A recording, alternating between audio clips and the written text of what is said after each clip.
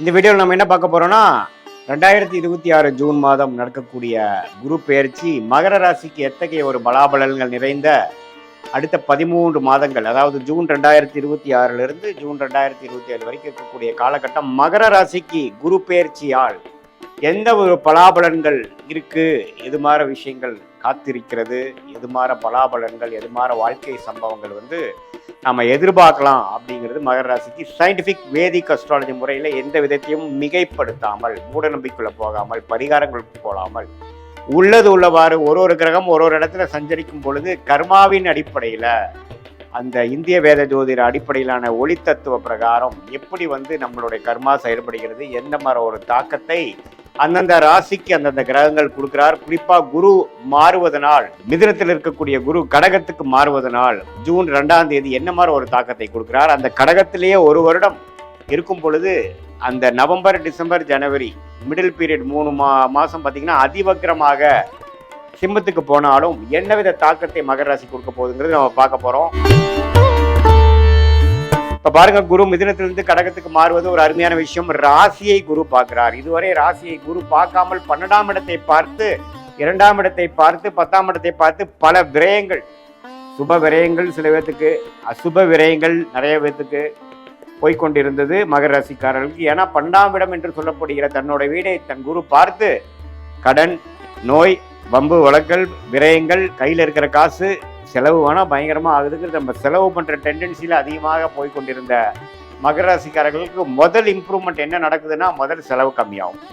முதல் தேவையற்ற செயல்பாடுகள், அதாவது மாணவர்களாக இருந்தாலும் சரி, இளம் வயதினராக இருந்தாலும் சரி, தேவையற்ற ஒரு நடவடிக்கைகள், தேவையற்ற செயல் விஷயங்கள்லாம் கொஞ்சம் ஸ்டாப் ஆகி நம்ம என்ன பண்ணிட்டு இருக்கோம், இப்போ என்ன பண்ணுனா நம்மளோட குறிக்கோள் அடைய முடியும், நம்ம ஏன் இப்படி நமக்கு எதுவுமே மிஞ்ச மாட்டேங்குது, நம்மளுடைய ப்ரோக்ரஸ் ஏன் நம்ம ஸ்லோவாக இருக்குது அப்படிங்கிறத நீங்களே ரீதிங்க் பண்ணுற மாதிரி ஒரு விஷயத்தை எல்லாமே அசிமுலேட் பண்ணி யோசிக்கக்கூடிய அந்த தருணம் தான் உச்சகுருவின் பார்வை உங்களுடைய மனோகாரகன் என்று சொல்லப்படுகிற ராசியை பார்ப்பது. ஸோ இதுவரை நீங்கள் என்னென்ன தவறுகள் பண்ணிட்டு இருந்தீங்க, எது மாதிரி விஷயங்களை நீங்கள் மிஸ் பண்ணிட்டீங்க, எது மாதிரி விஷயத்தை கழித்து எது மாதிரி விஷயத்தை நம்ம டெவலப் பண்ணோம்னா எப்படி நம்ம போகலாம் அப்படிங்கிற விஷயங்கள், அதாவது self development, job development, employment development, personal development, professional development எல்லாத்துலேயுமே கான்சென்ட்ரேட் பண்ணக்கூடிய ஒரு தருணமாக மகர ராசிக்காரர்களுக்கு இந்த உச்சகுருவின் பார்வை 7ஆம் இடத்துல உச்சம் பெற்று ராசியை பார்ப்பது கொடுக்குதுங்க. இது 12 வருஷத்துக்கு ஒரு தடவை வரக்கூடிய அமைப்பு. இது எல்லா டைமும் வராது. இதே மாதிரி கல்யாணம் ஆகாமல் இருக்கிறவங்களுக்கு கொஞ்சம் டக்குன்னு கல்யாணம் நடக்கிறது, நண்பர்களிடையே நல்ல ஒரு ஒருங்கிணைப்பு, நல்ல ஒரு சோஷியல் லைஃப் இம்ப்ரூவ் ஆகிற மாதிரி, நெட்வொர்க்ஸ் இன்க்ரீஸ் ஆகிற மாதிரி, நம்ம ஸ்டேட்டஸ் உலகத்தில் டெவலப் ஆகிற மாதிரி, அதே மாதிரி பார்ட்னர்ஷிப்பு, புது நட்பு, புது அசோசியேஷன், புது கிளைண்ட்ஸ் அப்படிங்கிற விஷயத்தில் நல்ல ஒரு அபிவிருத்தி, நல்ல ஒரு டெவலப்மெண்ட், நல்ல ஒரு பிரகாசமான ஒரு முன்னேற்றம் 7ஆம் இடத்துல குரு உச்சம் பெற்று 7ஆம் வீட்டை அதிக திருட்பலம் கொடுப்பதனால நம்மளுடைய சொசைட்டி இருக்கக்கூடிய ஸ்டாண்டிங், நம்மளுடைய சோஷியல் லைஃப் எல்லாமே ஓரளவுக்கு நல்லா வரும். நமக்கு ரெக்கக்னிஷன் கிடைக்கும். நம்ம என்ன தொழில், என்ன வேலையில் இருக்கிறோமோ கொஞ்சம் name and fame and recognition கிடைக்கக்கூடிய ஒரு தருணமாக இருக்கிறது. உங்களுக்கு யோகமான தசைகள் போய் கொண்டிருந்தால் இன்னுமே நான் சொன்னது இன்னுமே நல்லாவே நீங்கள் ஃபீல் பண்ணுவீங்க. சனி 3ஆம் இடத்துலேருந்து 7 நாட் சனி முடிஞ்சு மகர ராசிக்கு 3ஆம் இடத்துல சனி இருக்கிறார். அதே சமயத்தில் ராகு 2ஆம் இடத்திலும், கேது 8ஆம் இடத்திலும் இருக்கிறார். இத்தகைய ஒரு அமைப்பு பாருங்க. ராசியை குரு பார்க்கறதுனாலும் 2ஆம் இடத்தை ராகு இருக்கிறதுனால சம்டைம்ஸ் அப்ஸ் அண்ட் டவுன்ஸ் ஃபினான்ஸில் இருக்கும். பேச்சில் கொஞ்சம் பார்த்து பேசணும். கோவத்தில் சட்டுன்னு ஏதோ ஒன்று பேசிட்டு அதுக்கப்புறம் அது நம்ம பிரச்சனையாக போய் அதை டீல் பண்ணுற கஷ்டப்பட வேண்டிய அவசியங்கள் உண்டு.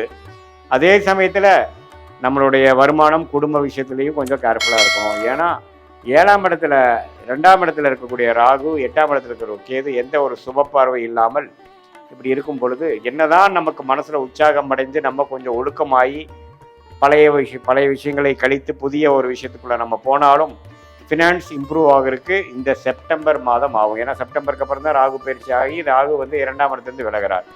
ஸோ இந்த செப்டம்பர், அக்டோபர் வரைக்கும் அருமையான டைம். அதுக்கப்புறம் பார்த்தீங்கன்னா அதிவக்ரமாக குரு 8ஆம் இடத்துக்கு போவதனால இன்னும் கொஞ்சம் வெளிநாடு விஷயங்கள், இன்வெஸ்ட்மெண்ட் விஷயங்கள், வெளிமாநில விஷயங்கள், கொஞ்சம் கூட்டு தொழில் முயற்சி, கொஞ்சம் பல சோர்ஸில் பணம் வருவது, சுப முதலீடு, அது மாதிரி சில நல்ல விஷயங்கள் நடந்து பண விஷயத்தை கொஞ்சம் பெருக்கக்கூடிய, பணப்புழக்காட்டத்தை கொஞ்சம் இம்ப்ரூவ் பண்ணக்கூடிய, அபிவிருத்தி பண்ணக்கூடிய நல்ல ஒரு அமைப்பு மகர ராசிக்காரர்களுக்கு இந்த ஆண்டு முழுவதும் இருக்குது. குறிப்பாக நவம்பர், டிசம்பர், ஜனவரியில் இதை நீங்கள் ஃபீல் பண்ணலாம். அடுத்த வருஷம் ஜூன் மாதம் வரைக்குமே குரு கடகத்திலேயே இருந்து ராசியை பார்ப்பதனால் மனம் உற்சாகமடையும். பழைய மாற இருக்கக்கூடிய கடன் தொல்லைகள், தேவையற்ற செலவுகள் அதெல்லாம் இல்லாமல் ஓரளவுக்கு கண்ட்ரோல்டாக, டிசிப்ளின்டாக, நம்மளுடைய செயல்திறனில் கிளாரிட்டியோட, பர்பஸோட வாழக்கூடிய அமைப்புகள். மாணவர்கள் நல்லா சிரத்தையாக படிக்கிறது, குறிக்கோளோட செயல்படுறது, இளம் வயதினர் பார்த்திங்கன்னா நல்லா படித்து முடிச்சதுக்கு அதுக்கேற்ற மாதிரி வேலை தேடி வேலை வாங்குறது. அதே மாதிரி கல்யாணம் ஆகாமல் இருக்கக்கூடிய நடுத்தர வயதினருக்கு டக்குன்னு ஒரு கல்யாணம் அமையிறது, காதல் கை கூடுறது, தொழிலதிபர்களுக்கு டக்குன்னு நல்ல ஒரு பார்ட்னர்ஷிப் ஃபண்டிங் கிடச்சி நல்ல ஒரு தொழில் அபிவிருத்தி பெறுவது. அதே மாதிரி சீனியர் சிட்டிசனுக்கு பார்த்திங்கன்னா ஒரு மன சோர்வோடு இருந்தவங்களுக்கு ஒரு உற்சாகம் பெறுவது, பழைய ஃப்ரெண்ட்ஸோட ரீகனெக்ட் ஆகுறது, அப்படிங்கிற மாதிரி ஒரு சுவாரஸ்யமான சில விஷயங்கள், பல விஷயங்கள் நடக்கக்கூடிய ஒரு அற்புதமான ஒரு ஆண்டாக இந்த 2026 ஜூன் மாதம் முதல் அடுத்து வரக்கூடிய ஜூன் 2027 வரைக்கும் வரக்கூடிய 13 மாதங்கள் மகர ராசிக்கு ஓரளவுக்கு நல்ல பலன்கள்.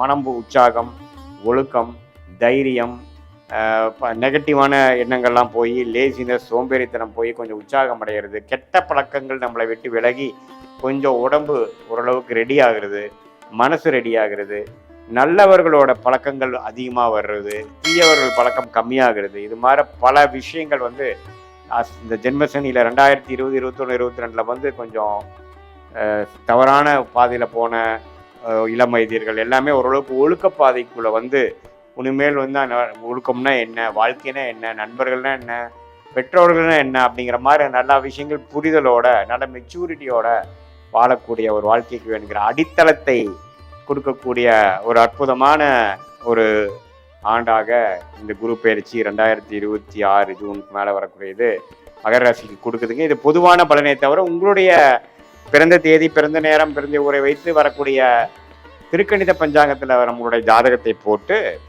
அதில் எது மாதிரி தசாபுக்திகள் போயிட்டுருக்கு, நீ என்ன லக்னத்தில் பிறந்தீங்க, என்ன நட்சத்திரத்தில் பிறந்தீங்க, மகர ராசியில் அவிட்டமா, திருவோணமா, உத்திராடமா, எந்த நட்சத்திரத்தில் பிறந்தீங்கிறதெல்லாம் நம்ம சேர்த்து வைத்து பார்க்கும் பொழுது இப்போ நம்ம பேசின தசாபுக்திகளும் சேர்த்து அதே மாதிரி இப்போ இந்த தசநாதன் புக்திநாதனும் இப்போ கோச்சாரத்தில் எது மாதிரி அமைப்புகளும் போகிறாருங்கிறது சேர்த்து வைத்து பார்க்கும் பொழுது அடுத்த வரக்கூடிய ஷார்ட் டேர்ம் 3 மாதம்லேருந்து ஒரு 6 மாதம் வரைக்கும் இருக்கக்கூடிய ஷார்ட் டேர்ம், அடுத்து வரக்கூடிய லாங் டேர்ம், இதெல்லாம் எப்படி இருக்க போகுது உங்கள் ஜாதகத்தில்ங்கிறது கரெக்டான ஒரு கிளாரிட்டியோட பார்த்து அதுக்கு தகுந்த மாதிரி முடிவுகளை நீங்கள் எடுக்கும் பொழுது வாழ்க்கையில் எளிதில் நீச்சல் போடாமல் எளிதில் வெற்றி பெற முடியும். சயின்டிஃபிக் வேதிக் அஸ்ட்ராலஜி மூலமாக நீங்கள் பலன் பெற முடியும் என்று சொல்ல விரும்புகிறேன். மீண்டும் மற்றொரு காணொலியில் சந்திப்போம். நன்றி, வணக்கம்.